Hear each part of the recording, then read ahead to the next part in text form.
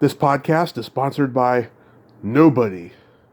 Hey dudes, welcome to Splat from the Past, the only 80s themed horror and sci-fi show where things could get totally radical. Now today, I will be welcoming Darian Mathias. Darian was an actress back in the 70s and 80s. She was on a lot of great sitcoms. Maude, which was, I believe, her debut on television, what broke her out. She guest starred on WKRP in Cincinnati, Joni Loves Chachi, Growing Pains, One Day at a Time. She was in the 1986 cult classic My Chauffeur, celebrating its 35th anniversary. I love that movie. It's so sweet. And she was also in Blue movies, which I think was her last or next to last movie. And we're going to talk about all that stuff today. And now she's a location finder. She has a company called Founder Location Connection, and we're going to talk about that as well. I just love finding these actors who were such gems back in the day. Then they got out of the business, and then they found another line of work. I get to hear journeyman stories. I just love it. I'm so blessed. And I know I say it all the time, but it's true. I really am. So yeah, here is my interview with Darian Mathias. Hey Darian, welcome to the show. How are you tonight? How you doing, Tommy? Nice to hear your voice. Thank you so much. This is such a great honor. Thank you for taking the time today. Oh, it is my pleasure, and thank you for wanting to interview me. And I, am really flattered and love to be able to share some great stories, and I'm looking forward to talking with you. Wonderful. Thank you so much. So, going back in time, did you gravitate toward acting early on in your childhood? I actually did. I was one of the kids that was throwing, plays and costuming the neighbors and putting them into roles, and I was doing that when I was like 7. And it is amazing when you hear other actors who share similar stories. I was writing scripts, and it was before I was 10 years old. I was doing this, and then I would get everybody dressed up, and we would parade around the neighborhood. Yeah. But there's definitely something that was there that I had in my heart, and I definitely didn't have anybody in my family that was encouraging me to do that per se. But when so that was definitely there. Wow. So you did a lot of school plays and community theater? Not really. It was mainly like the neighborhood. I would get the neighbors and, make up a script and then put everybody in costumes and, put on a show, like kind of what you would hear. I can kind of tell you how I got into it and how I got into acting from that point on, but I wasn't doing community stuff or anything like that. Oh, okay. And are you born and raised in L.A.? Yeah, I grew up in Thousand Oaks, just a little bit on the outskirts of Los Angeles. Yep. And grew up in Thousand Oaks, and I, loved the area because I was able to have a horse and be kind of, away from the city, but not too far from the main area of Los Angeles where it's all happening. Right. That's beautiful over there. Yes, I really loved it. So how did you get into acting?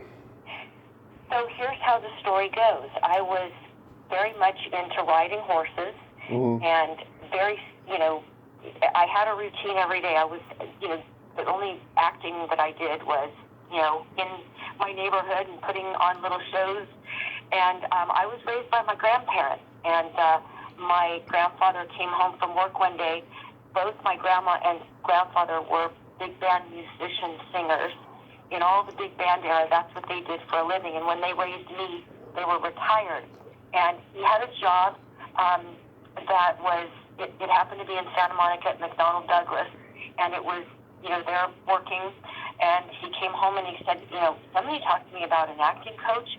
And since Darian is constantly, doing all these skits and things, there's an acting coach, and I guess she's been around for many years, and she's been teaching for 50 years, Mm-hmm. and, we can go to the class. You want to try it?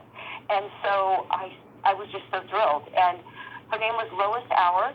She continued teaching acting in Sherman Oaks at her home, right out of her home, until she was in her 90s. And so we went out to the acting class, and there were about 15 people in her living room, and she would have us get up and do skits, and it was a lot like Saturday Night Live characters.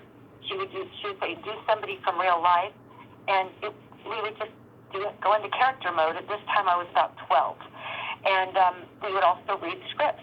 She had been a script consultant with, Glenn Ford, and way back in the 40s and the 50s. I think she worked on Grapes of Wrath. I mean, we're talking way, way back. Yeah. And so I was there, and I went to the class, and it was just a very minimal fee per acting class. And some of the kids in the class had agents. Yeah. And so my grandparents, like I said, they weren't pushy at all. But I said, well, I'd like to have an agent. She goes, well, I was just going to talk to you about, talking to your grandparents about it, because you're ready to go and audition to get an agent. And so she basically showed us, there was no big sign-up fee or anything like that. She said, just get some headshots and, be ready to read a script of some sort, maybe have a couple of things with you, and you'll start getting calls from agents, because as we all know, if you're a child actor, they don't expect you to have a big, long resume. Mm-hmm. So you kind of have a good chance to get in when you're younger, because, if you've got the I guess you'd call it the energy and the confidence and the tenacity to just go in there and interview, that you have a good chance to get an agent, because, they need people. They need kids. So I went in and I auditioned for Herb Tannen, and that was my first agent. I signed with them. I didn't meet with any others. And I started to go out on auditions. And would you like me to tell you how I got my first job? Absolutely. But first, before I do that, I was curious, did any of your classmates go on to become famous?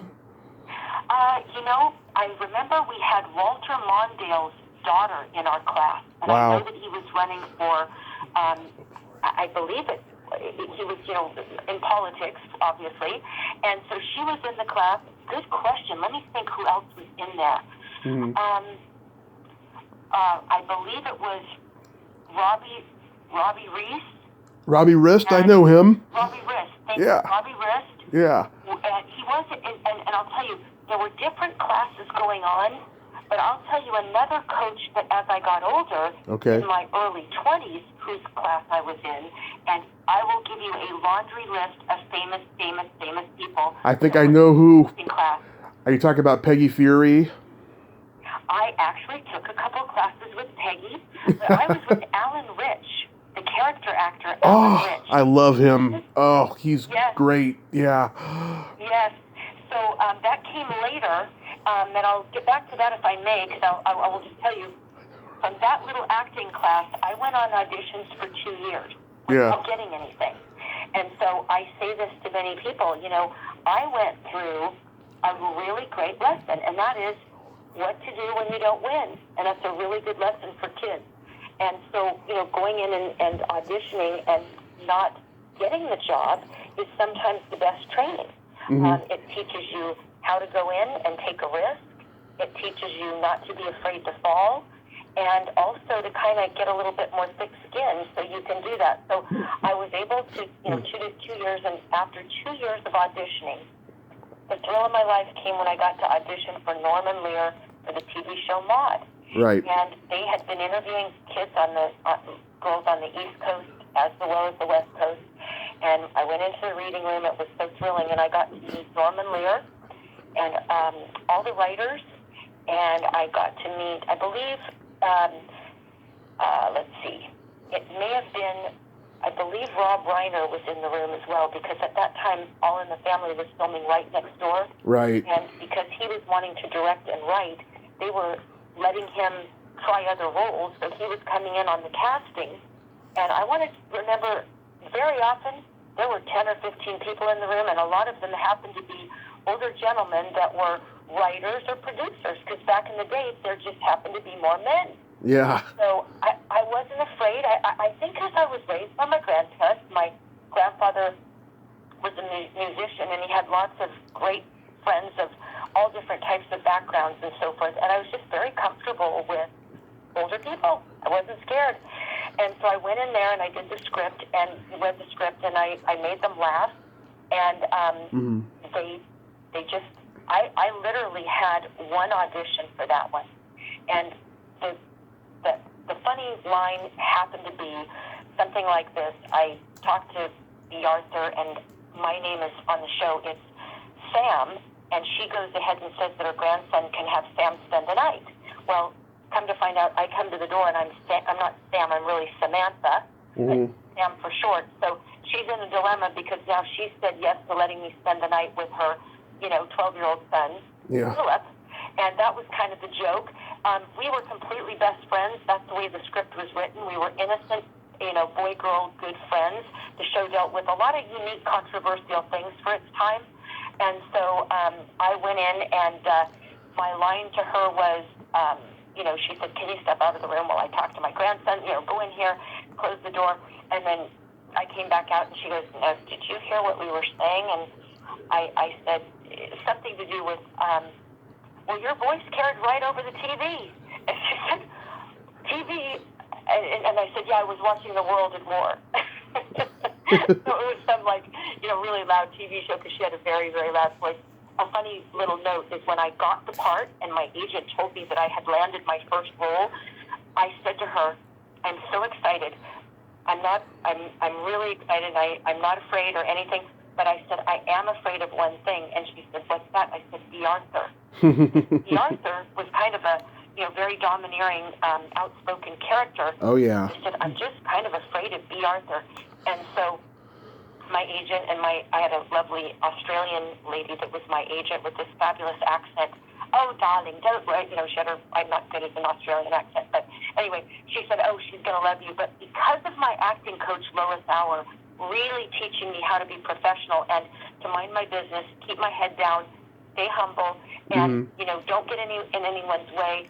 I knew how to read. I knew how to stand up and do a scene and not upstage anybody or turn the wrong direction and so forth. So I just kept my head down. And Tommy, the most thrilling thing, after I did the first show, I asked one of the production people, could I please get an 8x10 headshot of B. Arthur? I want to ask her for an autograph when we're done. And by the way, the whole time I was working with her, I was completely calm. I felt really confident. I just did my job. And at the end of the show, I said, Miss Arthur, I just want to thank you so much for this opportunity to work with you. Could I get you to autograph your picture? She said, absolutely, Darian. And she said, Darian, she signed it, Darian, I can't wait to have you back on the next episode. Oh. I literally, Tommy, I couldn't believe it. It was so thrilling. And so I went back to, I talked to my agent, and she said, yep, they've already said they want you back for 4 more episodes. And I do know, Tommy, it had to do with I was well behaved. I knew how to be an adult among adults. And even though I was, at the time when I landed that role, I believe I was 14 and a half. And B. Arthur was known for, I heard later that B. Arthur had a lot of people that when she worked with them on the show, if there was anything that wasn't professional or somebody had something that was like distracting, which, hey, I can't really blame anybody. If you're on a TV show or a movie and you're distracting an actor, you don't deserve to have that job. But she did have certain people, various, guest stars that were on the show, and she said, you know what, I have to ask them to leave or whatever. It happened a couple of times. And I just thought, well, it was just about keeping your head down, being professional, and, being a team player, etc. So I did that show. At that time, I don't know if you remember KTTV Studios, but KTTV heard about them. Right there at that 101 freeway, and I believe that was Sunset Boulevard. And the old KTTV Studios became the hub for all the Norman Lear shows. They had, Sanford and Son. Pardon me? Sanford and Son. Sanford and Son. Chico and the Man. Maude. Different Strokes came later. Yeah. Good Times. Came there later. Good Times. Chico and the Man. A lot of them shows. Yes. they were all right there, and you could, the public could come and get tickets and watch the show. So it was fortunate that when you auditioned, it was kind of a small town then. Can you believe people would drive around to deliver headshots to agents? So if you got an audition, it meant that your agent had driven all the way over to that casting director's office, sat down with them, and talked to them about your headshot and resume. And so, I mean, it's just crazy to think, how hard it was and what the groundwork that it took, to get to that point of even getting an audition. So I went into the audition, and I went into the more auditions on that lot because casting directors were there, and once they know that you've worked on one show, it gave you a foot in the door because they knew, well, hey, if she's had a recurring role on Maude, she must be doing something right. And it happened to be 14 years old and blonde, and that was the look they wanted. Then you're going to get an audition. And I ended up doing, I'll tell you, I'm looking at my list here of the shows that I did on that lot. Yeah. And they're a little bit out of sequence. One was Biznik with, I'm going to take that back. Next door was Channel 5. Mm-hmm. And Channel 5 had other sitcoms going on. So I went next door to do Biznik. And that night, Barry Miller, if you know who that actor is. Oh, yes. He was in Yentl with Barbara Streisand. But I played his girlfriend on a show called Biznik with Ed Beatty. And Ed Beatty, maybe it's pronounced Beatty, Ed Beatty, I believe he was famous for Deliverance with Burt Reynolds. He was in that movie as an Oscar nominee or winner, I believe. And the other person on that show was Barry Miller. Well, the night that we taped Biznik, Barry Miller was off to the premiere of Saturday Night Fever. He was the kid that jumps off the bridge and kills himself. You remember? Yeah. With the big block shoes from the 70s, mm-hmm. Saturday Night Fever, and he had was going to his premiere of Saturday Night Fever that night, and I said, "What's the name of the movie?" "Oh, Saturday Night Fever." So it's just fun to think back. So Barry Miller, gosh, what a great actor. He still continued to work quite a bit, but not as much as I thought he should have. Right. His mother was a famous agent, Iris Burton, and I ended up asking Barry to accompany me to the Norman Lear holiday party, which was all of the cast of all the Norman Lear shows. And his mother, Iris Burton, was known as a really difficult, heavy-handed agent. And so I called over there. I was like 15, and we weren't dating. We were just like buddies, We were on the show together. We happened to play boyfriend and girlfriend on the show. And I said, Miss Burton, I'd like to know if Barry could come with me to, the Norman Lear holiday party. She goes, "Well, darling, I got to tell you, my son is the hardest kid to get along with anybody. He's shy." And she talked like that. She's like, "I can't believe that you got him to, want to go." He said, "Yes, he wants to go with you." And so he went with me to that party that night. Other than that, I really didn't do any events or parties or anything like that. I was, like when we see on, in all the different, back in the day when there were tabloids, or what you see online today with people out and about, partying and networking. Right. I never did that. The biggest thing I ever did was go to the Norman Lear holiday party, and that was quite an event. It was at the in Century City, at that big, huge hotel in Century City. But that was quite a time. But some of the other shows filmed on that lot. I did a spin-off of Maude called Hanging In with Dennis Berkeley. He was the big guy that biker in Mask. Dennis? Oh yeah, he was in a lot of good stuff. Yeah. Yes, very, very nice man. And so we did a pilot called Hanging In. Yep. And it was about a high school, a college university, and I played the assistant to the dean, and Bill Macy from Maude got the lead role. It was only 4 episodes? I think it was a pilot with 3 episodes or something like that. It was filmed there. So many pilots I did. I think the most unusual pilot that nobody knows. Mm-hmm. You know that there was a sitcom called ER. Yes. That's a trivia. Do you know what that is? Yes, Elliot Gould, Jason Alexander, long before Seinfeld. Oh my gosh, you are good, Tommy. I went to the final episode of the filming of Seinfeld. How I got the ticket, I do not know. I talked to people. I went over to the studio, and I went to the final taping as an audience member of Seinfeld. And you know how they warm up the audience and raise questions and so forth? Oh, yeah. As a stand-up, you probably did, maybe you've done some of that. And they said, any questions? And so I asked that question, and people were just like dead silent. They're like, what do you mean a sitcom, ER? And I said, yep, Jason Alexander. And I didn't say this because I didn't, I was watching a taping, so I didn't want to call attention to myself, and everything's going really fast there. But I actually was, back in the day, you might remember, it was very easy to be called a guest star. Even though my name wasn't a household name, if you got a decent speaking role on a sitcom, they gave you guest star credit. Right. So George Clooney was on it, Jason Alexander, Elliot Gould, and I was the skater.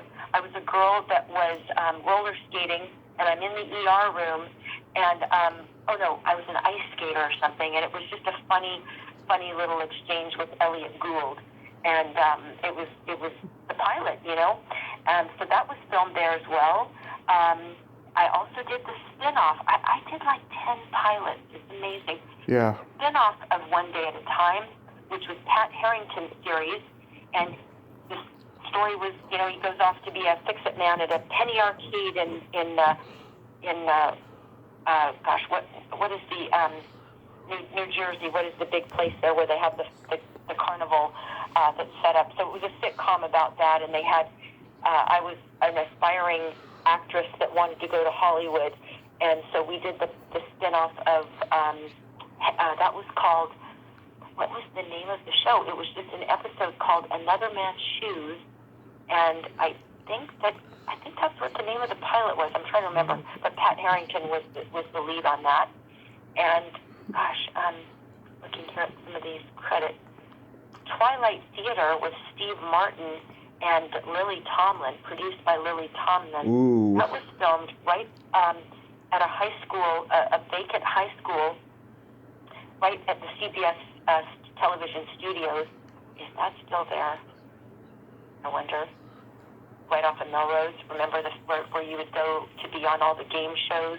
Oh yeah. But, yeah, that right there was where we filmed that. But anyway, I was just jumping around to kind of say those buildings had a lot of filming going on, so it was quite popular to be that you'd be booked at a job if you were doing a sitcom at either KTLA or KTTV or Channel 5 KTLA, which was next door, and those buildings are long gone. But they just had little rehearsal halls, and you'd go and you'd do your 5-day rehearsal on the rehearsal hall. Yeah. It was just a plain room with 8-foot tables, and then you go out to 3 days of rehearsal, and then 2 days on the sound stage with the 4 cameras. But there's a whole list of stories and sitcoms and things, so I'll let you ask the questions, Tommy. Going back to Maude, how was working with Adrian Barbeau? Oh, she was very sweet. Super nice lady. Nice lady. She was on the show as Philip's mom, and talked to her quite a bit, and she was just a very approachable, down-to-earth person. Yep. Years later, when I worked out at Gold's Gym over by Universal Studios, I saw Adrienne Barbeau again, and you probably know she had twins in her late 40s. I just talked to her ex-husband, Billy Van Zant. Yes. Yes. So I didn't know her after that, but I did have a great experience getting to know her when we were filming Maude and coming back for a few episodes to do the show, and she was super nice. Yeah, ask away. I mean, I literally, Gary Coleman was next door, so the Different Strokes, I had my schooling with them, Todd Bridges, Dana Plato, and then I later did a movie with Gary Coleman. But if there's any of the credits or things and you want to know, hey, how was it working with this person? Oh, I've got lots of fun stories, and also how the audition went or how I got the job, and I'll try to make it short so I don't talk too long on one subject, but go ahead. Oh yeah, this is conversational. I got good stories Yeah. too. Like I met Adrian Barbeau a couple of years ago at a convention, and she was an absolute sweetheart. Yeah. And I'm working on getting her for the show, so hopefully I'll have her this year. That's great. Yeah. So did they write you out of Maude? So I was on for I believe it was the last season of Maude, and Mm-hmm. it was the every I was in 4 episodes, and it was when Philip, her grandson, was older. So I believe the last episode I did, the show was winding down. So it was just a period of time where her son Philip was at a certain age. I think he was like we were both 14 years old, and they just had me as a reoccurring role. And then toward the end of it, I guess I want to say it was probably at the time when the show was ending. If not, it could be that Philip moved. I really don't know. I know that show was on for a lot of years, and I believe when I was on the show, it was probably 1977 or 6. So, yeah, I can't really quite remember what the storyline was. But if you'll notice, and you look at the cast on a lot of the sitcoms, Right. they had many recurring characters, or a lot of co-star roles where people were on for one show, and then they would have quite a few people that might be on 3 episodes or 4 episodes as they were carrying out a storyline. So it was a lot of good work for a lot of people, and you would see a lot of the same faces pop up on another show. I have to say, it just worked out that way. If they were on a sitcom and they were funny, and they had the right look, then it was very likely that casting director wanted to see you for that show, and maybe somebody that was new wouldn't get the chance. But you know what I mean? I wish Yeah. it just was at a time period where if you were on one show and you played a police officer, you might be on. I've seen an actor come back. Tim Reed was an actor that played a lot of different roles, Right. and he would be on a lot of different sitcoms, and he had to play a police officer quite a bit. Funny. Yeah. But he'd be on different sitcoms as a police officer. Yeah. He did some other roles, but he worked a lot. He was very nice. Yeah. And people were they knew how to do their job. Things went very fast with those 4-camera shows, those good old Lucille Ball, Desi lead production type formulas. Yeah. And it was just so much fun, Yeah, I've talked to Tim Reed's former comedy partner, Tom Dreesen, though. He's got stories about them going to rough bars, on the Chitlin circuit back in the late 60s and getting into fist fights and stuff and guns and knives being pulled and stuff. Is that right? Oh, yeah. That's how it was. Wow. That's how it was back then, doing the comedy circuit in those days. Yes. Yeah. Oh, my goodness. And who was his partner? What Tom was his name? Tom Dreesen. He later became a successful stand-up on his own. Oh, my goodness. I know that name. I'm going to look at him right now. Dreesen. He's got a great book out that I just got a copy Yes. of. Oh, he's great. Yes. Yeah. Yeah, very nice man, too. Very nice man. Yes. I just happen to think of Tim Reed, and he just worked so much, and you know what? If you did your job and you could bring the comedy out of the script and go in there and nail it and get the part, they Yeah. kept certain people working, and that's kind of how it was, Yeah. You got to work with Tim on WKRP. Yes. Yes. You were a candy striper. Yes, I was. It was Gary Sandy, and I will tell you, one of the nicest people. Everybody on the cast was nice, but Lonnie Anderson was so nice. I remember one thing she said. They'd always have the big craft service table out with all the snacks and food and everything, and as an actor, you're like, okay, watching your weight because, for a certain role, and you want to be a certain size or whatever. So I said I got a donut. I went over there and had a donut. I said, I just like to treat myself to a donut now and then. And she's like, honey, I do the same thing, and I just take a small portion of it. I just have whatever I want. I just eat less, but I never deprive myself of much. But she was just such a nice lady and super sweet, and that was a really, really fun cast. Nice, yeah, it's a great show. You did a TV movie of the week called Choices. Yes. Was it a TV movie of the week? There was actually a movie with Demi Moore called Choices, and then there was another thing that I did. Let me see. Choices was Victor French. Pardon me? Victor French was in it. Yes.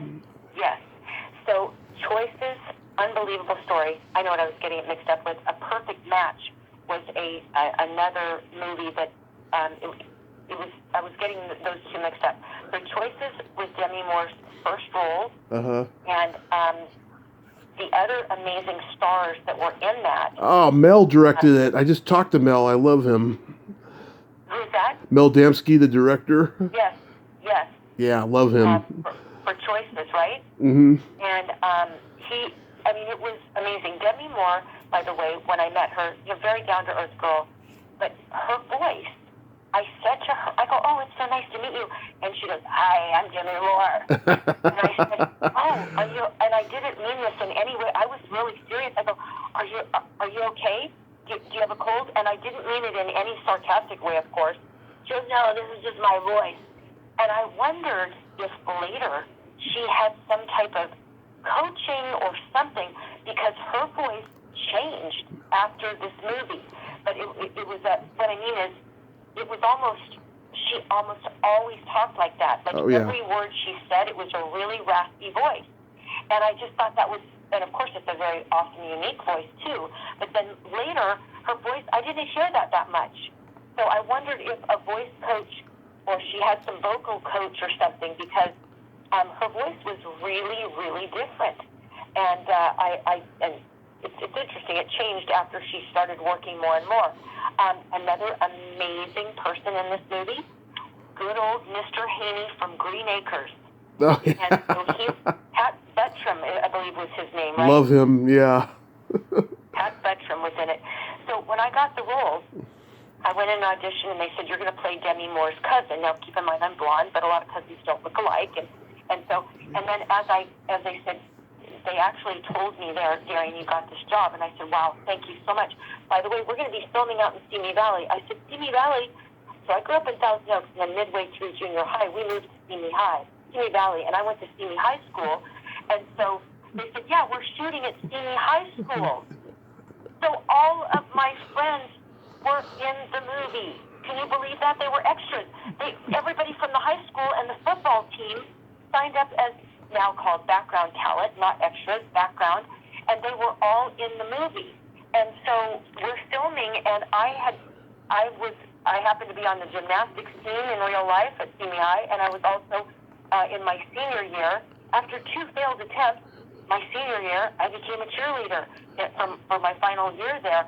So I had just basically graduated Simi High, and when I say my friends, there were classes that were just under me that were there, but then a lot of graduates came back to be in the movie because it was a big deal that they were going to film at Simi High School. So it was really a great experience, and we did a lot of late night shoots till 5 in the morning. I'll never forget that. There was just a lot of car scenes and all kinds of stuff. So it was a lot of fun. Yeah, I have to quote this. Oh my God, Pat Buttram was on a Dean Martin roast for Betty Davis once, and he was talking about how she did wholesome, family-friendly movies, and he says, "It's not like a lot of them sex movies today. I went and saw a sex movie the other night, and I was really confused. I'd never seen 3 people in love before." Oh my gosh, that's crazy. Those roasts were pretty crazy, weren't they? Oh, not as crazy as they are now on Comedy Central. I mean, they're mean-spirited now. Oh, yeah, much more mean-spirited stuff going on. I agree with you. Yeah, those were kind of really funny and kind of out there, and definitely, on the edge. But you're right, they weren't as, they were Don Rickles mean-spirited, and he kind of was, one of a kind. But those roasts were that way too, but not as bad as they are today. I hear what you're saying. Yeah, I mean, I still occasionally hear stuff that I like, but then some stuff I'm just like, oh, come on, man. You obviously hurt that person's feelings just now, and you don't even know them for real, Right. It's just, it's weird. But let's see, you guest starred on Joni Loves Chachi. I've talked to Winnie Friedman about that show. What was her role? What did she play? She's the heavy girl with the glasses. Oh, yeah. Yeah, I remember What was her name? Yes. Was she a recurring role on there?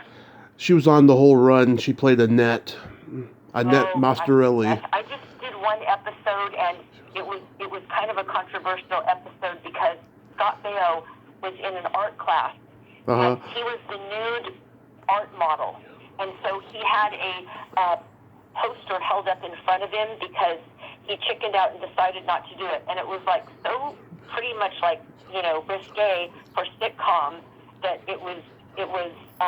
He was in the art class, and I know that when I say this, it just sounds like, how did they pull that off the sitcom? And it ended up in the tabloids, but nothing negative.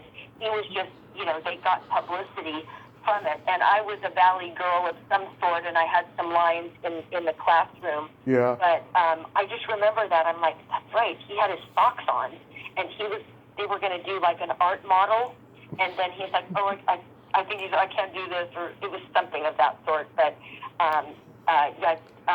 John Travolta's sister, I believe. Ellen. The mother, Ellen Travolta. Yeah. So I worked with Ellen Travolta and his brother, John's brother. Oh gosh. Joey. What's that? Joey Travolta. Yes. I did Night Court. There's a ton of. I'm looking on IMDb. There's a ton of credits that aren't on here, but I did the pilot of Night Court in Vegas, and I was a roller skater again. And I really didn't roller skate that well, but they had me roller skate into Night Court in Vegas, and Joey Travolta was one of the leads on that one, as well as the magician stand-up comedy guy that was on Night Court, who I later did Twilight Theater with. I'm trying to think of his name right now. John Larroquette. What's that? John Larroquette or Harry Anderson. John Larroquette. It was, hold on one second, Night Court in Vegas. Let me just look up his name really quick. Let's see. Oh, he did Comedy Magic. And yeah, Harry Anderson. Yes, Harry Anderson. Yeah. Gosh, you are really good. I mean, that's really good memory to know that. And to know, who's who. Fernwood Tonight, unbelievable experience. You want to hear that quick story of how I got on Fernwood Tonight? Yeah, I didn't even see it on your resume. I know. There's a ton of stuff that's not on here. So right about after the time that Maude was on, Mary Hartman was also filming at KTTV, which was a Norman Lear show. And then Fernwood Tonight was the spinoff. And who was the producer-director? It was Alan Thicke. Oh, boy. Alan Thicke. So I auditioned for Alan Thicke, and my agent said, I have to say, I didn't really have much fear, Tommy, for auditions, because when you get a call and your agent said, Darian, can you go in there and make them laugh and do something really unique? I can't really explain the show, but it's called Fernwood Tonight. Can you maybe, and I go, how about stand-up comedy? And how about gymnastics? And I'll bring my pet chicken. And my agent, she just was rolling laughing. She goes, it all sounds really good. Go for it. So I go there because I came from Thousand Oaks, and I had a horse, and I had a chicken, and being an animal lover, I trained my chicken to sit up and beg. It would jump 2 feet up in the air to grab a treat out of my hand. It would play dead, and I would clap my hands, and it would jump up out of the playing dead mode. And so I brought my chicken, and I started out by doing gymnastics. Mm-hmm. As soon as I did gymnastics, I was out of breath, and I gave him my sheet music to sing I Like Dreamin' by Kenny Nolan, which was a one-hit wonder song. And I sang it in a chicken costume to my pet chicken. In other words, I'm singing a love song to my chicken. But I was out of breath because I had gymnastics. I had just done my gymnastics. So I said, let me just catch my breath. And they were laughing. So I did that, and Alan Thicke was rolling. And if you saw this, I had a chicken costume. Don't ask me why, but my mom was always making chicken costumes. My mom was also in my life. Mm-hmm. I was raised by my grandparents, and my mom's a wonderful person and an artist, and she had this chicken costume, and she said, here, wear this. So we go down there, and I did this whole act, and they go, Darian, you're going to be hearing from us, but we're going to have to actually write you into the show because you've given us like 3 ideas. So I was all excited. I was about 15 years old now, and my agent said, you got the show, and so did your chicken, and they told me that your chicken's going to have her own dressing room. So fast forward to today, where I have a miniature horse. She's 27 inches tall. Her name is Emmy the Mini Horse on Instagram, and I have trained her to do everything from play the piano to go in a potty box. Yep. She's potty trained in the house. She rides in the car. She picks up items.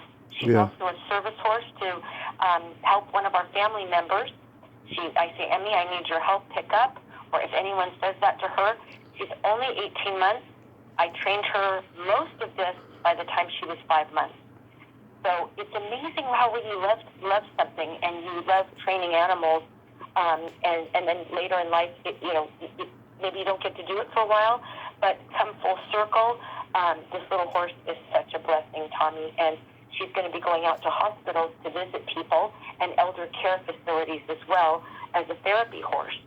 So due to COVID, we weren't able to do that, but it's given me an opportunity to continue her training, and we visit people from a distance right now until we can, do a little bit more.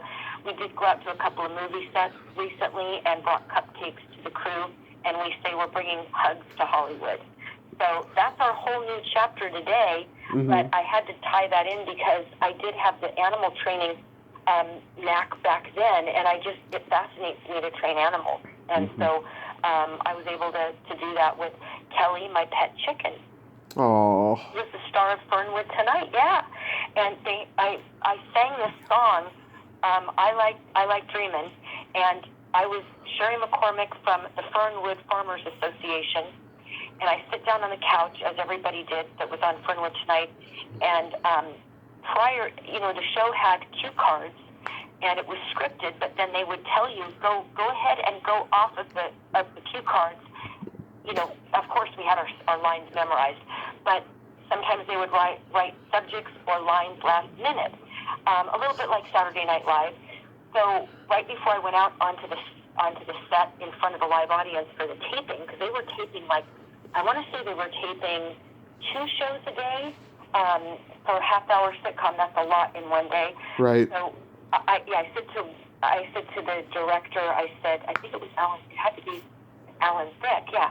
I said, my chicken just laid an egg, and there was a joke in there someplace, and I said, in the dressing room, and I said, she's nervous, so it's kind of a small egg, and it's kind of a runny egg, but it's an egg in a shell right now. It's kind of fragile.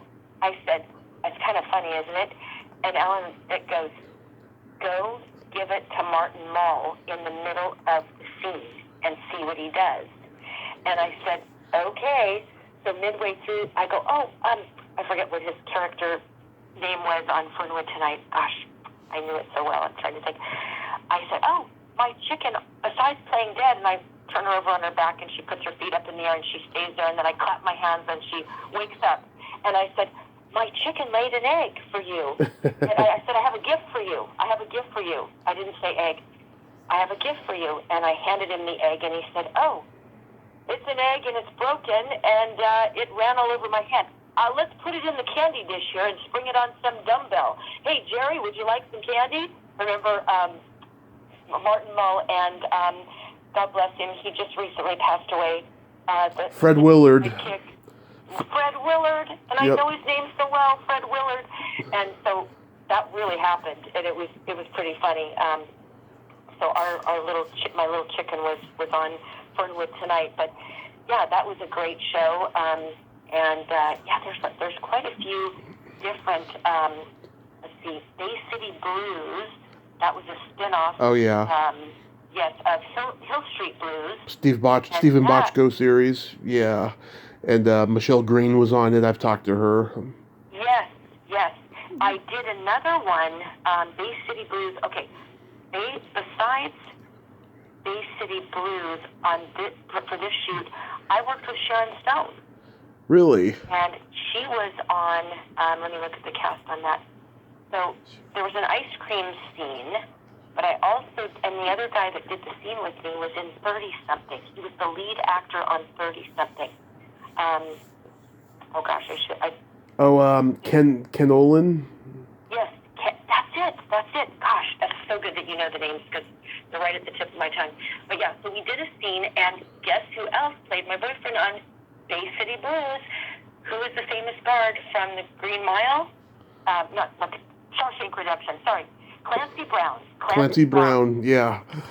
So it was this scene where we go into a bar, and it's a bar, like to have a kind of a party after the Bay City Blues ball game, and Clancy Brown is with me, and Sharon Stone is there, and there's Sean Cassidy played her boyfriend, which was kind of an interesting casting thing because he was way taller than Sean Cassidy. Yeah.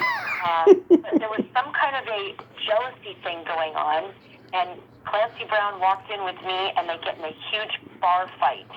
And so, Sharon Stone was in that, and it was one of her debut roles. And that was quite an amazing cast, and it was Stephen Bochco, yes, the producer. And do you know his one kind of gimmick that he had? Do you know what he was kind of famous for?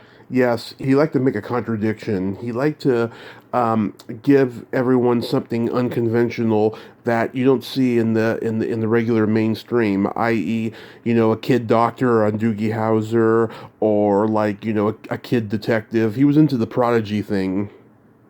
Interesting. I didn't know that part, but that makes sense.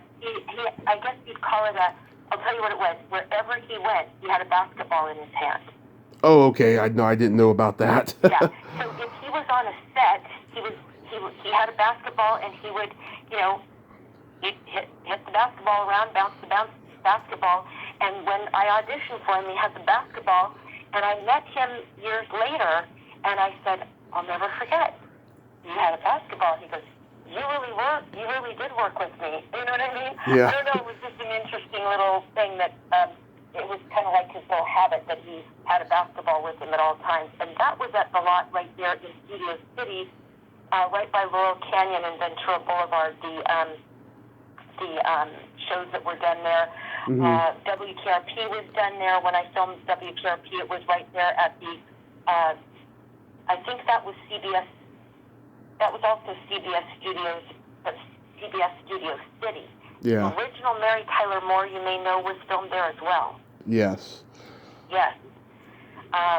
So that was a great lot. I really liked. I think it's one of my favorite lots. It just was so easy to get around. It was small, but it had a lot of great studios there, and it's been a really nice place to work. Let me just see here.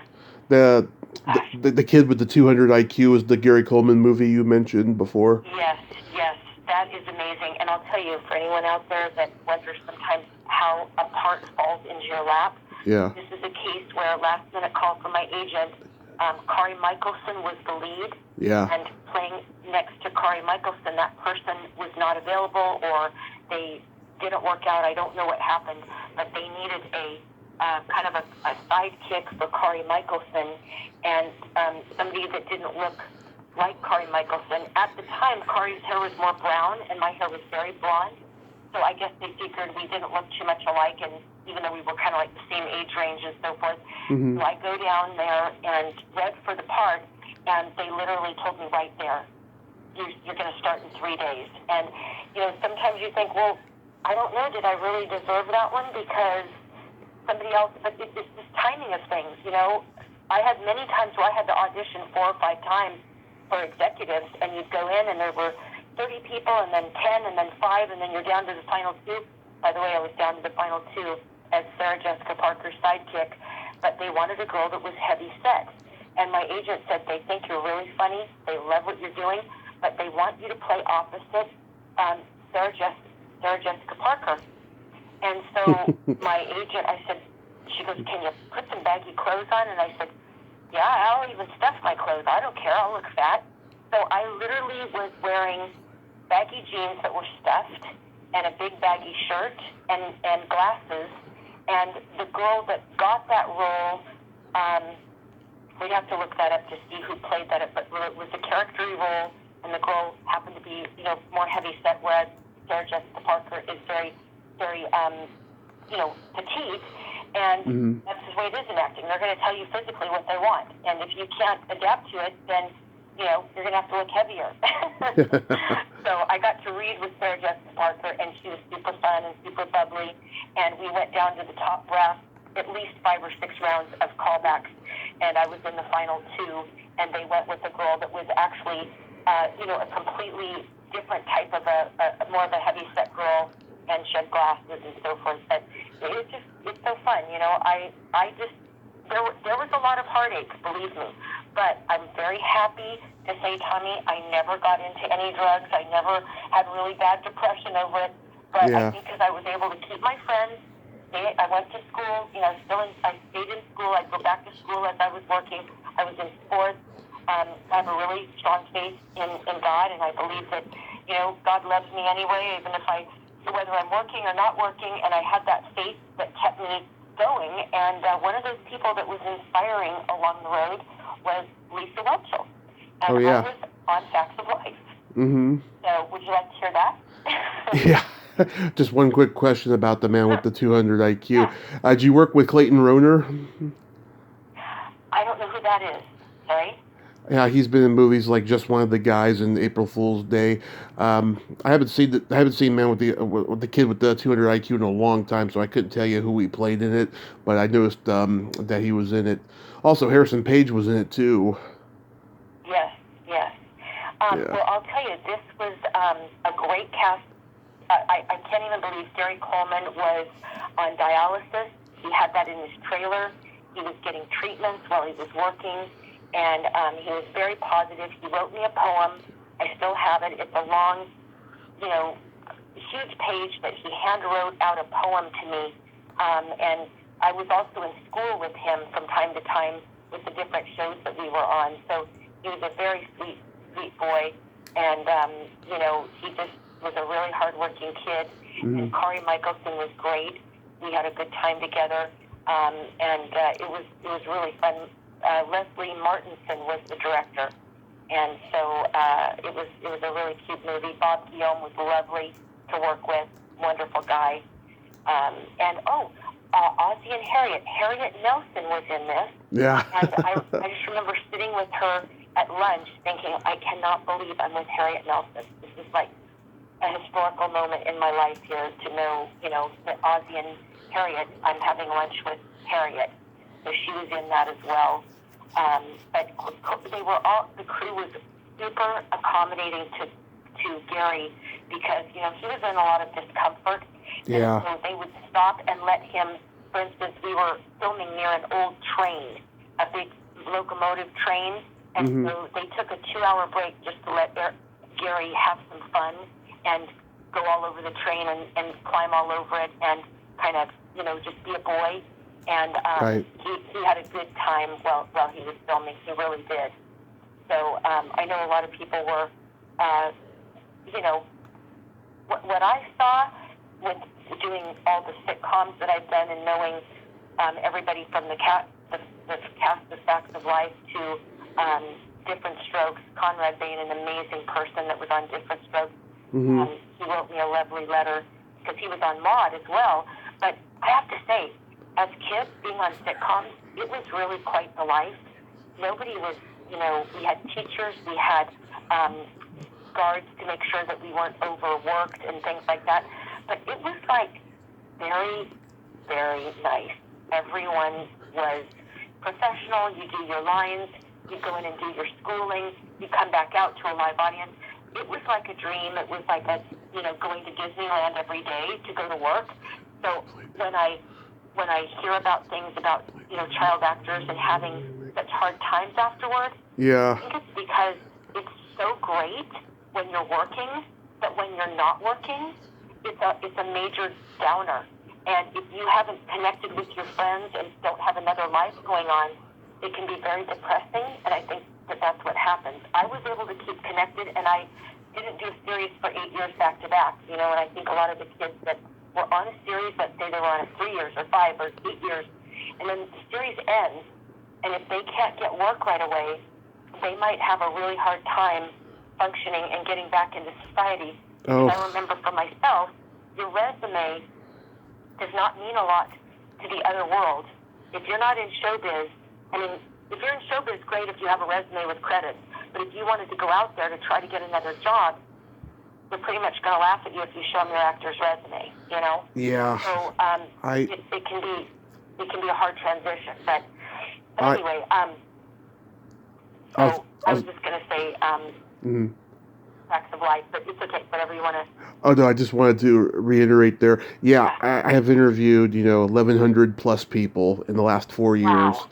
And I have talked to people who were just deeply affected by the fact that they couldn't get roles after a while and they got out of the business. And a lot of them have bitterness or mental health issues that is just very heartbreaking, because I look at them on screen and they're so young and so talented, and now they're just, they're not the same anymore. It's really, really devastating. Yes. I have a positive transition story of how I went from that to the next part of my career, the second career, and I was able to help some students and work with the university to talk about my story over the years, and it's really gives me a lot of peace to be able to share that, what happens when your dream ends and what else is there, and I do have a really good story and a testimony about it. Let me know what else you'd like to know about, and I'll tell you. I have a facts of life story. Yes. But if you want another different subject, we can talk about either or. You are so polite, Darian. Oh, no worries. We'll go into the facts of life next, because that was another credit that wasn't on IMDb. So go ahead. Yeah. So the reason it wasn't on IMDb is it was a very unique situation. So I auditioned for Facts of Life, and at that time, one of my favorite casting directors, who was most inspirational, Eve Branstein, and I got to meet up with her. We went to lunch. I took her to lunch at the Ivy about 10, 12 years ago. I looked her up, and she was doing great. It was as if I saw her yesterday. And wonderful lady. She did most of the casting for all the Norman Lear shows, and the shows that were on the lot. Again, Facts of Life was on QTV's lot to start. They did move over to Universal. So I went and auditioned, and it was to play a cheerleader. I was surprised. Okay, so I'm playing a blonde cheerleader that has a problem at school. And ready for this? It was a cheerleader that wasn't telling her friends that she was having an abortion. Now, at that time, sitcoms, I think even today, that's a pretty controversial thing to have for a comedy show, Right. But Facts of Life dealt with some issues, as we know. They did quite a few different things. George Clooney was on the show, Lisa Whelchel, Kim Fields, forgive me for not knowing all the names. You probably do. Nancy McKeon. Lovely. Natalie Cohn. Natalie Cohn, just a doll, absolute doll. Nancy McKeon. And I do the role. I'm there for the.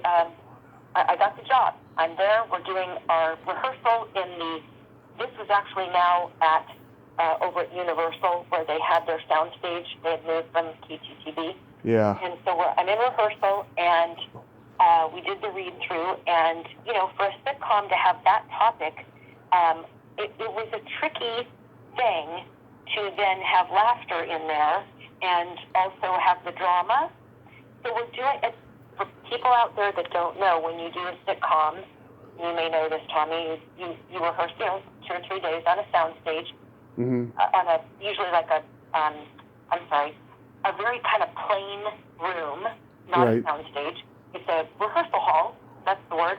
And then after 3 days, the last 2 days, you go and you shoot with a 4-camera show. Well, the 2 or 3 days are crucial. Lines are rewritten at the end of the rehearsal and blocking for the cameras and so forth. You sit down with the writers and the producer and the director, and you talk about what worked, what was funny, what could be funnier, what was, in this case, dramatic and what wasn't, and do we need to rewrite this? So we did that, And I got a call from my agent. She said, you need to go. I've got another audition for you right now. And I said, well, I just did rehearsal. And I remember I talked to the director, and I said, no, I never had a manager, and I really should have, but I'm not one of these people that looks back, but I didn't have anybody really directing me as to what was right, and I'm like 18 years old, I think, now at this point. Yeah. I didn't know, and so I said, I was really polite about it. I went up, and his name was Assad Kalada. I just looked him up. Yes. Assad Kalada. He was the director, and I said, I have an audition, and I know we just did the rehearsal, and this is late in the afternoon. We would usually finish around 6 o'clock, and you come back the next day. And he goes, well, we are going to have some notes here with the writers, and we want to be able to redo, maybe run through a couple of other scenes. And my agent is like, you got to go. Right. And he goes, no, if you have an audition and that's what you need to do, that's okay, go ahead. But this is like end of day anyway. It's like 4 o'clock or whatever, late in the afternoon. Yeah. So I leave and I go on the next audition, and I get a call from my agent that night. She said, with her Australian accent, very nice lady, she said, oh, darling, I'm so sorry. I go, what is it? She goes, well, we have a unique situation here. They love who you are, they love what you're doing, but they really want to go in a different direction. Right. And this is really unique because I've already gotten the role, I've got my wardrobe, I'm ready to, it's probably the second day of rehearsal. And I said, oh, really? What? And I was professional. I don't know how I was that professional at those teenage years, but I was like, really interesting. What do I do? Right. Well, they're going to be having a different type come in. They want a very rough tomboy type. And I'll tell you who the girl was and what happened. And so, you want to look up Lisa Lucas. Do you know who she is? I've heard the name. All of the Jason Robard Hallmark specials. Okay. And here she is right here, Lisa Lucas on IMDb. Yes. And, at the time, she was playing a very, tomboy kind of girl. Yeah. And so they brought her in. So what happened on my end was my agent said, just don't go back tomorrow. They are recasting. They're going to get probably Lisa Lucas. They're going in a completely different, rough, street tomboy. She's got short brown hair, da-da-da-da-da. I said, oh, okay. And I said, you're sure there's nothing I did, all right? And then, no, you did a great job. So here's the moral of this story. Okay. This that came out of it. I always know that, whatever is sometimes we think is negative, it really does have good purpose in it. There's good that can come out of it, especially if you want to look at it that way and try to, be positive and see, okay, why did this happen? What can I learn from this? What can I do? So yeah. I go ahead and I called Lisa Welchel. I left a message for her, and I said, Lisa, I notice that every day, when you're working, you're over there on the sidelines, and you've got a Bible. I happen to believe in God myself, and I said, can you just pray for me? Because I've never been through anything like this. And so goes Darian. In fact, you know what I'm going to do? I'm going to take you out to dinner. And she's like 20 maybe, and I'm 19. And she was so gracious. And she came all the way out to Thousand Oaks, took me to dinner, introduced me to a girlfriend of hers, and her friend took me to church on Sunday. And I said, you know what? I want to thank you so much. And she had a great impact on my life. So good news, the other part of the good news is the same casting director said, I want you to tell Darian I want her to come in here. Mm-hmm. And I told you it wasn't anything to do with her acting. It had to do with casting, and it just wasn't the right fit. We had to go kind of like in a different direction with a different style of person. Yeah. And we've got an audition for her. And I auditioned for the pilot spinoff of One Day at a Time with Pat Harrington, and I got it. So it's just, imagine if I just went and did drugs and jumped off the roof or something, you know? So, people, it's just how we can kind of handle difficult situations, and that's certainly not a difficult situation compared to everything else in the world. Yeah. But when you're a teenager and you've been recast, I just had never had that happen. So Lisa was a wonderful person to me and very inspirational, and it just ended up being, you just keep marching on. And like a lot of times it can be the tone of your voice, the color of your hair, the way your mannerisms. There's nothing you can do as to why certain people will get a job. And I always like to, be inspiring about that, because it can sometimes have nothing to do with your acting, and that's it. And then sometimes people, in my opinion, you might see people that look really great for the part, and sometimes they don't act so well. Yep. They may not be the greatest actor, but if they really look the part, they don't have to be Shakespeare up there, you know what I mean? So there's a lot of reasons why people get cast for things, and it's just timing, Yep. with certain things. So, but that was my really positive story on that, and that's what it was, Love it. Yeah. If I end up reaching out to her, I'll mention you, absolutely. Oh, that's great. That's wonderful. It's the 35th anniversary of one of my favorite movies that you happen to have a little scene in, called My Chauffeur. Oh, yes. And I was trying to find the picture of that with, I was wearing cut-off shorts, white cowboy boots, and a Daisy Duke plaid flannel shirt tucked in, and big blonde hair. Yeah. So I was that scene. I actually, I have it in my archives. It's on another computer drive, and it's at my different office, not where I'm at tonight. But I do have it somewhere of that particular scene, and it was filmed out in like Santa Clarita, in those broken down shacks and cabins and western town, and it's pretty scary out there. But that scene was, we're out in the sticks and we're hillbillies living in a cabin, and that was pretty fun. It was a great shoot. I've talked to Mark a couple times, Mark Holton. He's a great guy. I tried to get Deborah Foreman on the show. She's not very nice. And is she still working? Is she still acting? She's in the computer software business or something along those lines. She lives up in Texas, from what I understand. She was doing a nostalgic thing for a while. They were hosting these 80s rock band concerts, and she was the host of it, and all that stuff. But she's a complete oddball now, from what I experienced and what other podcasters have told me, and also a lot of her co-stars have told me too. I don't know what her trip is. Interesting, huh? Yeah. Well, It's Sam Jones. I'm been working on getting him on. I met him a couple years ago. Great guy. He even hit on my mom in front of his own wife. Oh my goodness. Yeah, it was cute though. He wasn't being creepy or nothing. From what I know of him, and I did see him years later. Yeah. Very good guy. Yeah. He's a very good guy. Yeah. Yeah. I love this movie He's a very good guy, and I'm glad to. It's just, gosh, I just wish there's so many great actors out there. I wish a lot of people were working that I don't see as much working. Yeah. So something that happens, but yeah. I'm going to be mentioning the movie in the book I'm writing right now. Oh, My Chauffeur? Yeah. So did you know I also took acting lessons from the writer, creator, producer of that? David. First name is David. David Beard. Pardon me? David Beard. David Beard. We just lost him not too long ago. You just what? We lost him not too long ago. He did? He passed away? Oh, yeah. Oh, my goodness. I did not know that. He had a theater group on Ventura Boulevard there in Sherman Oaks, and it was called the Fireside Theater. And so that was a time where later in life I started doing theater and plays, and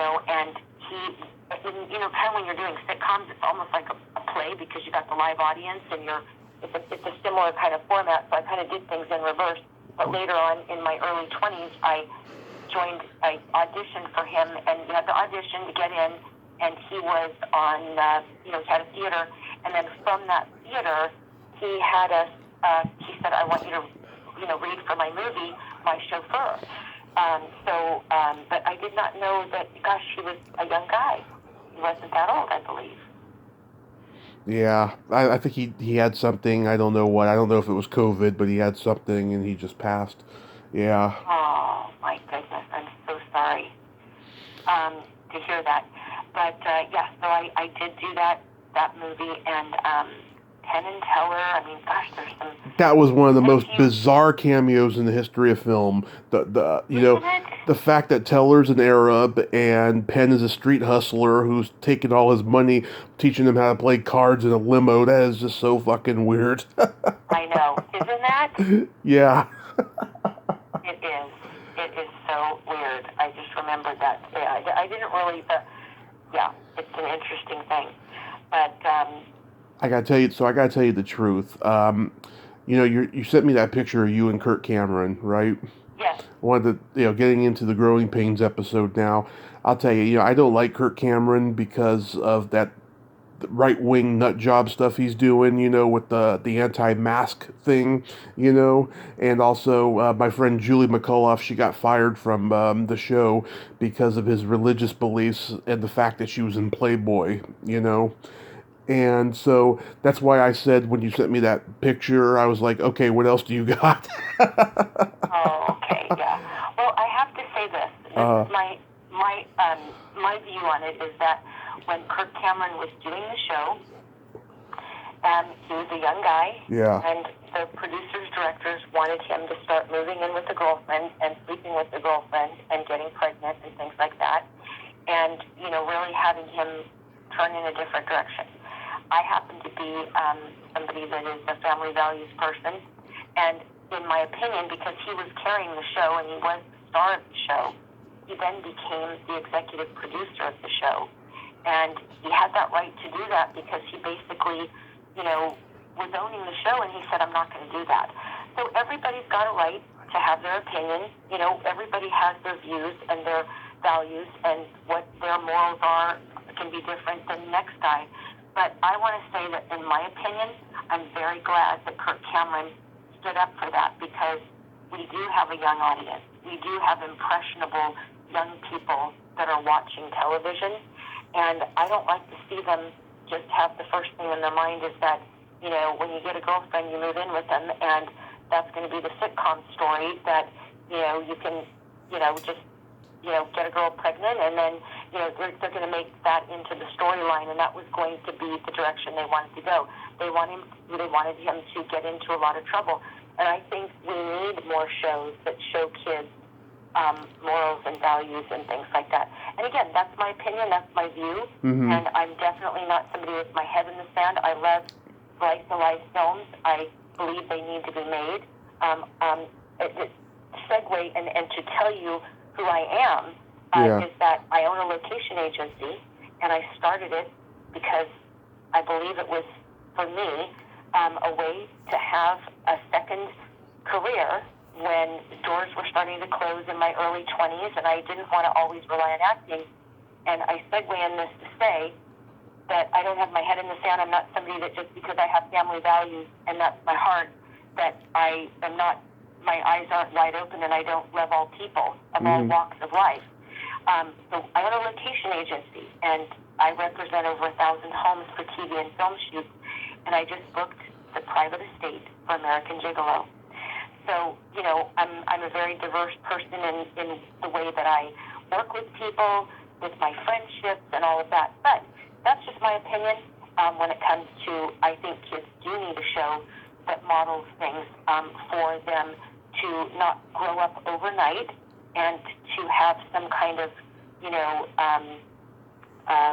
just a model of somebody that was going to, show some young person that they can have a child life. They don't have to grow up and all of a sudden, have all these things going wrong in their life. And that's what Kirk Cameron did.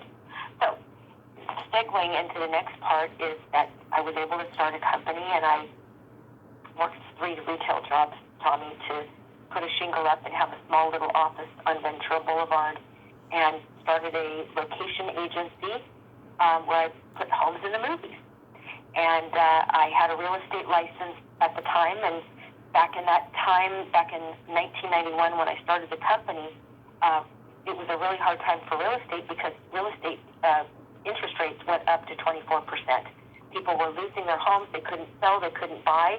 So I started bringing filming to people's homes, television and film shoots, for them to make money to save their real estate. And I've been doing that ever since. Mm-hmm. So that's what I do, and it's a great job, and I'm constantly busy, and we were able to keep things going during COVID. Permits started around June, and then prior to that, we did some, COVID-safe, small, bookings and things like that, but we kept busy, and we're glad to be working, Yeah.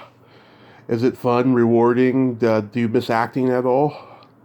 Well, you know what? Through my business, there's two different things that I've been able to do.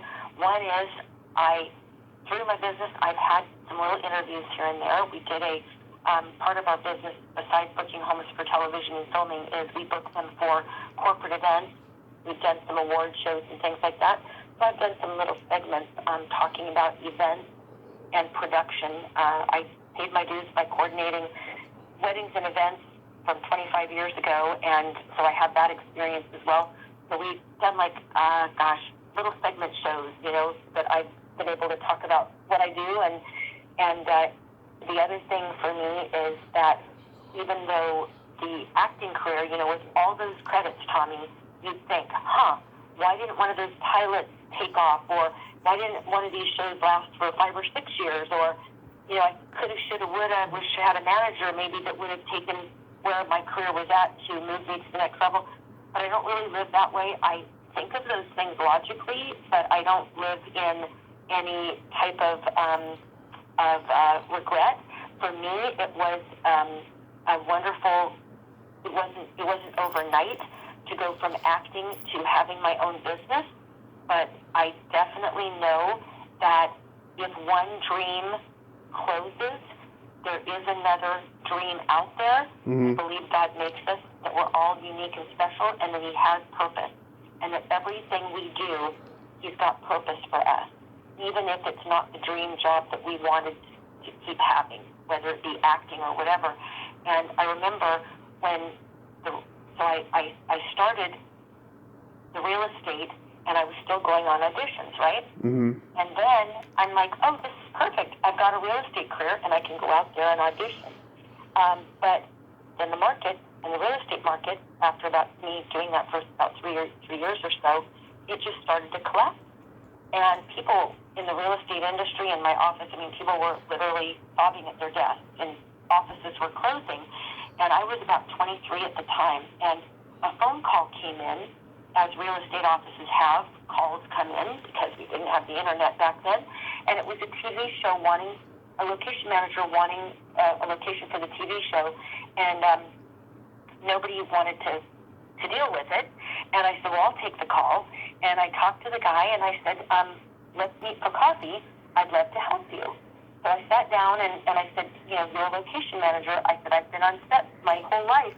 And I said, how can I help you? What's going on with your show? And he said, well, and I'll never forget this story. He said, I'm actually a location manager, and I'm supposed to drive out to the middle of Lake Piru to shoot a church, to take test shots of it.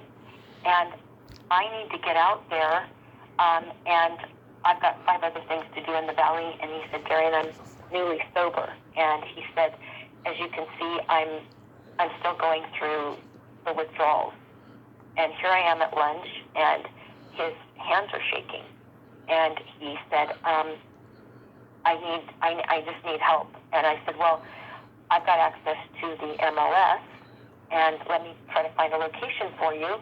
And I gave him some addresses and things like that. I said, I'll tell you what, I'll work for free if you'll put me on the crew as your assistant location person. Yeah. He said, you're hired. So within 24 hours, I was out in Hancock Park at a mansion, because they had already booked this huge mansion for John Sacred Young's, you're going to remember, it's about Vietnam. You're so good at titles and names. The Vietnam War, it was a drama series. John Sacred Young won Emmys for it. And it was my first job you're going to know all the players too. China Beach? China Beach. There Yep. you go. I just knew it when you said John Sacred Young. That's like the only thing I know of his work. Yes. I really don't know a lot of his other work either, but that's what he did. He's got a lot of, see what he's done here. He's got some other, he's done a movie called Sirens, King of the World, interesting. So I was on the set. I now have a walkie-talkie on my hip, and I'm being talked to on the walkie-talkie by John Sacred Young saying, "Hey, Darian, I think we have a lawnmower 1 block over. Can we give you some petty cash?" And the reason I remember it was John Sacred Young is he had just introduced himself to me. Yeah. And I was like, "Yep, I'll handle it." So I did that, and within about a week, I contacted, a legal person that could help me draft a contract. It was a small attorney that was in the Valley, and I put together my contract, and then I continued to work retail. I worked at, I also think that young people need jobs, and no matter what it is they do, if you have to start at the bottom, and you have to go from the top to the bottom. Because for me, I was doing my dream, and now I'm out, on a set, talking to the gardener, and I'm working an 18-hour day, and I'm not getting to act. Yeah. Well, I did it. I humbled myself. I always loved everybody on the crew. It didn't matter what their job was. I looked at everybody that everyone's job was important, and but here I wasn't doing my dreams. And so I started to do this, and I just remember when I was walking up the steps, I had this little office on Ventura Boulevard. The building is still there, and I was walking up the steps into this little mini mall where I was renting my little office for my business. And I remember I just felt peace come over me to say, you know what? You can work every day now. You don't have to wait for that acting job. Mm-hmm. You'll also have more of a balanced life. And I believe that was God kind of telling me, you don't have to worry because you can still do your acting. There is a credit on there actually that we filmed in my office as I owned Location Connection. I was written into a movie called The Wedding Movie, and it was from the guys that were on the very first reality show. And they said, "Wow, Darian, you coordinate weddings too? Well, we want to write you into the movie." And they came in looking for locations for their film. And so they saw some pictures up on the wall that I were in things. And I go, "We're going to write you into the show as the wedding coordinator. Would you like that?" And I said, "Wow." And then in 2015, segueing over to helping students in film, The Cure, Biola University is a film school in La Mirada. Right. And they have a wonderful program that's comparable to USC. In fact, it's grown. I was one of the first 30 founding volunteers. And what we did, Tommy, is when we would bring in students and we would pay them to be out on the set. So they would get that credit on their resume. Mm-hmm. A lot of these are film students, more so for production than acting. Right. And these young ladies in 2015 wrote me into The Cure. And I played the hostess in the Room of Good Intentions. And it's a masquerade ball scene.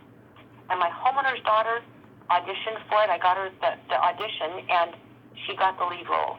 And she's already been a hardworking actress, and she ended up filming at her own house. So when you ask me about did I get to work again or, do you miss it, I'm really, really fulfilled with what I do with location. I work with location managers that are constantly on a deadline, in a panic to get a location, and we do that, and we constantly find new locations for them.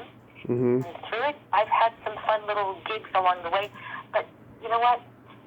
I know, number one, that God loves me for me, and that's my purpose. Is I'm loved. I think a lot of people that want to be out there in the limelight. Number one, there's an art form. It's acting. It's comedy. It's this, that, and the other. But it's not everything. It's not everything. To me, the most important thing is love. And if you can have that with people and you can feel it from God and convey that to other people, that's the most important thing. Showbiz is fabulous, but it's not the greatest thing in the world. Mm-hmm. You know, it's a wonderful business. I like watching it. I love being able to be a part of it. And if it starts to take a toll on your mind and your family and your, whether you're single or married or whatever, but it's not worth it because it's show. It's not the real thing. And I think it's sad a lot of these actors, if they're not working, I used to feel that. When I was not working, Tommy, Mm-hmm. I would feel like somebody pulled the cord out, and I wasn't particularly really depressed because I had a life and I had my, friends that I kept in school, and I had my horse and I did things. I had other hobbies, but I did feel like I was always supposed to be on a set. And if I wasn't on a set, I felt like I wasn't doing my best. But it changed when, in my early 20s, I said, you know what, I'm not going to continue living this way because it's such a high to be working. And then when you're not working, I don't like that. I don't want to be, and I would be in acting class. I'd be working part-time jobs. I'm running around. I wasn't sitting around by any means, but I still didn't feel like I was really doing my thing to be like getting the job. Do you know what I mean, right? Mm-hmm. Yep. So there's more to life than acting, and I hate to see so many people in this world that come to California or go to New York, and it's like if they don't get the acting thing, it's like they didn't really make it in life. No, that is not true. Making it in life is loving people, loving yourself, and doing the best you can to be a great person down here, and having something you like, and having, whether it's a job that you don't love but it pays the bills, then go do some hobbies. And you know what I mean? Like I've got my hobbies and I've got the job, and I happen to love the new career that God gave me. And I will tell people it was an answer to prayer, because here I am going, I got a real estate career now, and then it took a tank. It's going down, and then something else great happens. But it's just, I try to be a motivation to say, you know what, don't give up. If I love Milton Berle's quote, if no one's knocking at your door, build a door. That is a beautiful, beautiful quote. Yes, and like I said, with all the people I've talked to, I've heard stuff like that about, take their whole careers taking a different path, and even the ones who stay in it, right? When they leave Hollywood and they go to a small town, they get involved in the community theater, and they find solace in doing that at least, Right. I just love it. Exactly. And then you go get your job paid by something else to make your rent or whatever it is you're doing to pay your overhead. Mm-hmm. Because you know what? It's like if you want to sing. By the way, I also sang as an actor, and when I was on Fernwood and stuff. And for me, this is how it happened. I look. You see American Idol. There's so much talent. Not everybody makes it. Right. So I was one of these actors that also sang. I got to do that by, I sang with a really cool band at my church. So I got to do it that way. My husband proposed to me in choir. And I didn't get married till later. But it's the timing, it's not everybody's timing is just different for everybody. But I've gotten to sing and be able to inspire people with really cool modern rock Christian music, like the Michael W. Smith stuff and things like that. And so I got to use that part of me as well. And I just think for anybody, if you, if those doors don't open and things aren't, you can't force it. If it doesn't happen, it doesn't happen. But why live your life just having that, looking at it that way? Maybe it didn't happen because there's something better. And there is a lot better. There is more than just getting a gig. And I'm glad I had it. I look at it like, I'm so fortunate that those doors opened and I was able to get those jobs.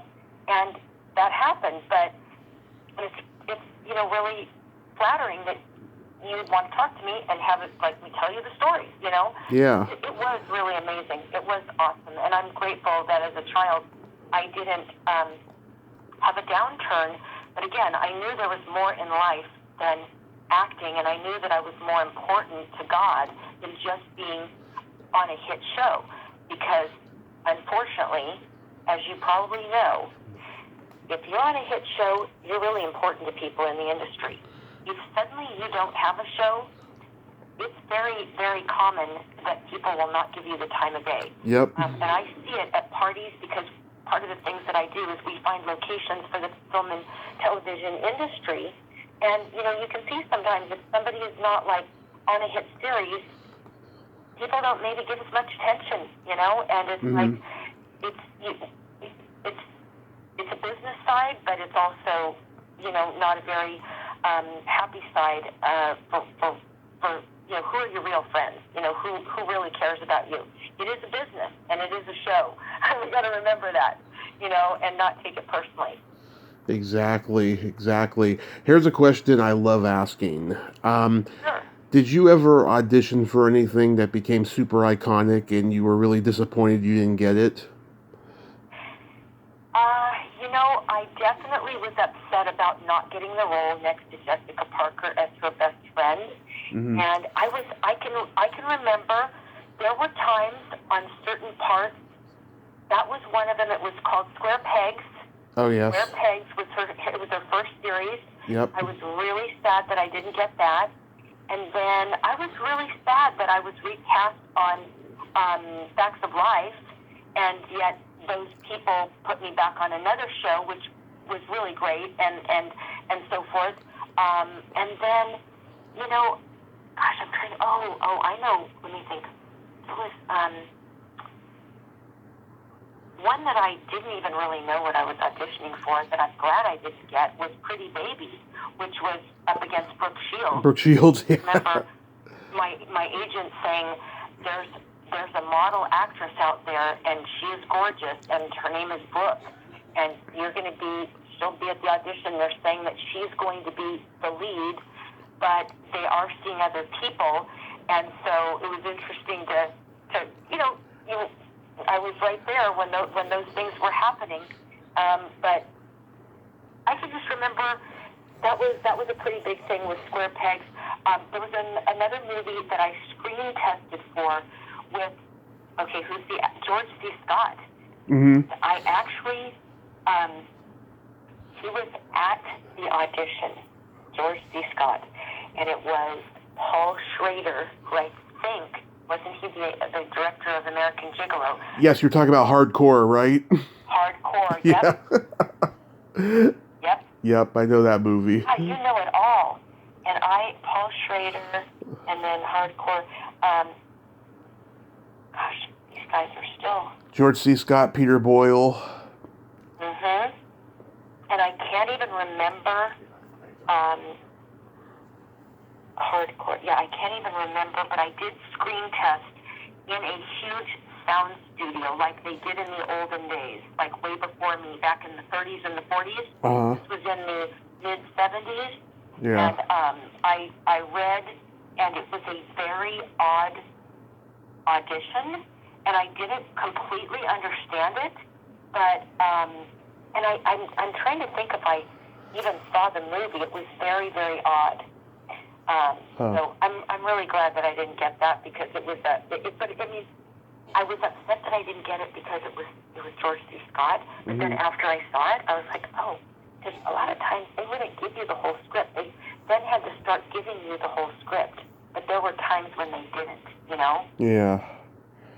Yeah. So that was like a big. It was one of those movies where this town can make something because somebody's a director or a producer, and they make it seem like this is going to be the most amazing project you want to be a part of, and it was pretty rough movie, but interesting. I don't think it did very well, did it? I think critically it did well, but not at the box office. Yeah. Interesting. Yeah. When you did that episode of Growing Pains, did you work with Jill Whitlow? What was her role? What did she do? I can't remember. I just see her. Was she an actress? Oh yeah, she's an actress. Oh no, it was just a regular cast, and it was just the regular cast. Yeah, she was my third guest on the podcast. I just had her back on about a year and a half or two ago. She's really, really sweet and really, really funny. I love her. Oh, that's great. Yeah. Yeah, that's great. Yeah, I did that particular show. I think it was just, it was just a regular family cast. There wasn't really anybody much else on there. Yeah. Do you have a story about Blue movies? Yeah. I'm sorry? Do you have a story about Blue movies? It wasn't a great show. I mean, it was okay. It was like really disorganized, and it was something that I don't really care to talk about. It wasn't Really? a great show. It was like something that I couldn't even tell you how disorganized it was. It was just a really, like they were making it up as they went along. So. Oh yeah. It was, yeah. I like those kind of movies though. It was low budget and just, you know, not really a great experience, But how was the actors at least? Hector Elizondo. Wait, who is the? There was Don Calfa. The best thing about it is I got to meet the professor from Gilligan's Island. Yeah. Russell Johnson. Russell Johnson, yes. I'm trying to get Steve Levitt on the show. He was in another great movie from that same time that I loved that I'm also mentioning in my book. Yeah, Chris Stone was in it too. I'm friends with his widow, Dee Wallace, and their daughter, Gabby. Dee Wallace is still alive, right? She's still alive, yes. Her husband, Chris Stone, who was in the movie, passed in the 90s. I know. Yeah. The cast was great. I wouldn't just say that everyone's super duper nice. Mm-hmm. It was just the whole production, you know. It was so out of and you know, we just went along with it. It was just one of those things. After working on all the shows with 4-camera sitcoms, and they work like clockwork, and you have just such a team and everything. You kind of, when you see something put together like that, it's a lot of it's just kind of hard to work on, but we got through it and it was fine, you know. It's what it is, you know. Yeah, was it hard though trying to transition into movies because you did so much TV? Not really. It just came up, you know. Mm-hmm. And one of the things that I do know is, for some reason, with acting, with all the sitcoms and so forth that I did, I couldn't book commercials. You'd think I was, I had like a character side to me. Yeah. I never booked commercials. I booked one with Merlin Olsen for Pepsi that wasn't a national. It was kind of two of us were cheerleaders for Pepsi and with Merlin Olsen. And my very, very first job before Maude, I have to say there was one more. Yeah. Played Arnold Palmer's daughter on an Arnold Palmer golf commercial for his clothing line that was shown in Japan. But other than that, I didn't really book a lot of commercials. And I went and took some classes, and I don't know what it was, but I do see that sometimes people in commercials, they don't book as much TV. So, and I have friends that are actors now that their agents tell them, don't even go on commercial auditions. You're going for film and television. We do not want you doing commercials. So I know it's weird, but you'd think with all the sitcoms, with that energy and that comedy and that character, that you would have, I would be booking some commercials, you know? Yeah. But it just never seemed to be the right fit, and I don't know. You never know what it is. But people that book commercials, boy, they sure know how to book them. Yeah. Amazing art. And all the things you could have endorsed, Arnold Palmer. I said of all the things you could have endorsed too, you had to endorse Arnold Palmer. Is there a controversy? No, not at all. I'm just saying that's not something that comes up, quite frequently. I mean, when I talk to people who did commercials, they endorse Pepsi and Burger King and all that stuff. Oh, right. Yeah. Well, it was, and I was 12 and a half, 13 years old, and it was his clothing line for Japan. So we went out and filmed. It was 1976, the bicentennial, and his line was, "Happy Birthday, America." And then they rented a huge stagecoach with horses, and Laura Baugh, the famous blonde golfer, she played my mom, Arnold Palmer played my dad, and it was his clothing line. So it was really fun. I mean, I still wish pictures of that, because it was like a Wells Fargo stagecoach that they rented. Yeah. We did all that, so that was really fun. And then we did the Pepsi commercial, but I just, as far as getting out there and booking commercials and stuff. It was Yeah. just something that it wasn't something that had an aptitude for. Whatever I was doing, Yeah. it wasn't really the thing. But really cool story. My stepfather, who is 90, he just passed away about 4 years ago. His father was a famous actor, a British actor, that you may recall if you saw any of the old black and white Fred Astaire, Ginger Rogers movies. Uh-huh. My stepdad's father was Eric Lear, and he played the cocky butler. In fact, he was the butler that was ordering around.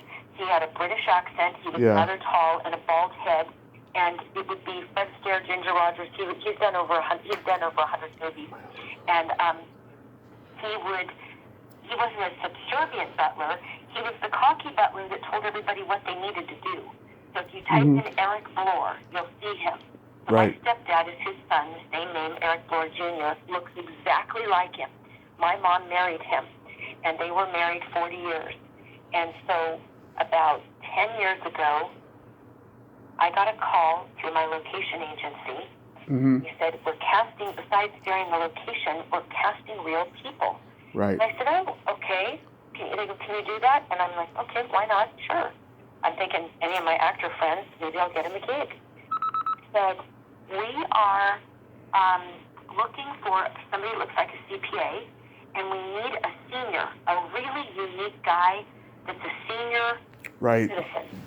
So my stepdad got the audition. I took him down there, and he went in, and he's a character, and he got a call back. And so I remember I said to my mom and Eric, I said, now, whatever you did today, make sure you wear the exact same thing and do the exact same thing.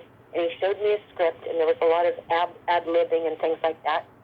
He went back on the callback, Tommy, and got the job. It was for a Union Bank commercial, and he not only got the commercial, my mom and I stood there while he filmed. Right. And he said, they go, what is the greatest thing? Tell us what's important in life, Eric. And he was standing in front of this old car that they had that was supposed to be his collector car. Right. And he started talking, and he said, love. I've been in love for 50 years, and they're the greatest thing, and da-da-da-da-da. And they had him do all this monologue and everything. So he not only got the commercial, but they called him back a few months later and said, we want to put you on a billboard across the USA. Now, Eric Lear Jr., my stepdad, he really wanted to be an actor his whole life. Right. But he sold insurance. His dad was starting to write a book because his dad he did movies with Laurel and Hardy, you name it. My dad hung out as a little child and sat next to Laurel and Hardy, and it was my stepdad writing the book, rather. And so he always wanted to be an actor, Tommy, and now in his 80s, he got a national commercial. Right. And then they put him on a billboard, and they sent him another check in the mail for that. So that was really, really thrilling. But it's just, you never know. I mean, I think in this, you just never know what can happen, and sometimes those fun things happen, but if it's not happening, there's a lot of other good things in life. Yeah. There's more things to life to make us happy. Absolutely. So really quickly, Darian, there's a secret silly game that I like to play with my guests at the end of the interview. It's a series of silly slumber party questions, and how this works is I ask you the question, you answer it, and then you ask me that exact same question, and I answer it, and you can comment on answers. Okay. Darian, are you ticklish? You know what? I don't think I'm comfortable with this, Tommy. Okay, then we'll skip it. Yeah. I'm not sure what the purpose is, and I don't know where the road's going with it. Oh, no, it's just silly fun, but we don't have to play it, though. That's okay. I feel like I'm good without it, if that's all right with you. You're the first one ever out of 500 shows who's declined, so congratulations. Okay, I'm sorry. I just don't know where it's going, and I just feel like, Oh, no, I wouldn't ask you anything sexual or anything like that. No, that's okay. Yeah. No, but that's fine. Is there anything else? Nope, that's it. Thank you so much for coming on tonight. This has been one of the most interesting interviews I've ever done. Oh, well, I I can't imagine that, but wow. I hope it was interesting for you, and it's so great to hear how many names you know, and the, names of actors and movies and things like that, because I really think I'm pretty good. Not too good, but pretty good. And then it's great to hear somebody that's such a trivia buff that has all of these names and everything. So it was a real pleasure talking to you. Mm-hmm. Thank you so much, Darian, and have yourself a great night. You too. Okay, bye-bye. Bye-bye. Well, there you have it. Adrian Mathias. Ain't she a sweetheart? What an interesting lady, huh? It was great to talk to her, and great to see that another person who left the business is doing all right after all. Well, until next time, this is Tommy Throwback Kovac saying, there's no shame in living in the past, because the present sucks. Later, dudes.